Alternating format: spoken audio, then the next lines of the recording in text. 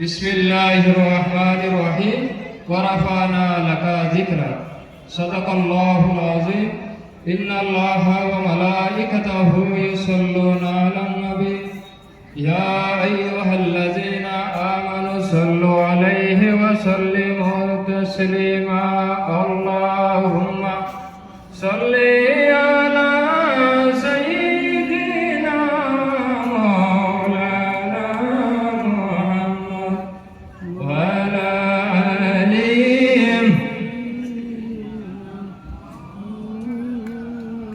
উপস্থিত সম্মানিত সভাপতি সাহেব, উপস্থিত আল্লাহর হাবিব মুহাম্মদ আরবি সাল্লাল্লাহু আলাইহি ওয়াসাল্লামের ওয়ারিস সম্মানিত উলামায়ে কেরামগণ, উপস্থিত আমার বাবার বসি মুরব্বানে আযম, আমার প্রাণপ্রিয় যুবক সমাজ, ছোট বড় ভাই বন্ধুগণ, মহান রব্বুল আলামিনের দরবারে মাঝে শুকরিয়া আদা করিয়া মহান রব্বুল আলামিনে অমনা জায়গার মাঝে আসার মতো, বসার মতো, আলোচনা করার মতো, শোনার মতো তৌফিক দান অর্জন সুযোগ পাই, আলহামদুলিল্লাহ।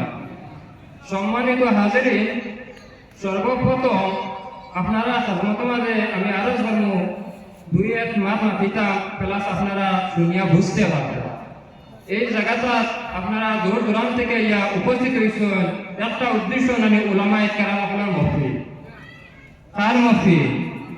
উলামায়ে কেরাম হলের মহফিল। বর্তমান সমাজের মাঝে মানুষ দেখা যায় উলামায়ে কেরাম হলের লগে জড়িত তাকয় না, উলামায়ে কেরাম হলের দ্বার থেকে সরিয়া যায়। কোন যে সরিয়া যায়, জড়িত থাকে না। কারণ কিটা? উলামায়ে কেরাম হলের দ্বার থেকে মানুষ সরিয়া যায়। আমার বুজুর্গ আল্লাহ রাসূল সাল্লাল্লাহু আলাইহি ওয়াসাল্লামে ফরমায়, এক মুমিনে যদি আর মুমিনদের যদি গাইলায়, এই মানুষের কোথা হচ্ছে? ফাঁসিটি হচ্ছে। হাদিসের ভাষা ফাঁসিটি হচ্ছে। আর সাধারণ মানুষের একজন আলিমদের যদি গাইলায়, এই কোথা হচ্ছে? কুফরি হচ্ছে। কুফরি কোন গুনারা কয় আপনারা চিনছেন না? যে চিনছেন না। আল্লাহ বাদে আল্লাহ বাগিয়া কোনো জিনিসের ইবাদত করার নাম হইল শিরিক। আর ও শিরিক গুনার আছে, এই গুনার অভাব কুফরি। আল্লাহ কিয়ামতের দিন সব গুনাহ মাফ করে দিলেই বা একমাত্র শিরিক যেটা গুনাহ আছে, এই গুনারে আল্লাহ যাতে মাফ করে দেয় না।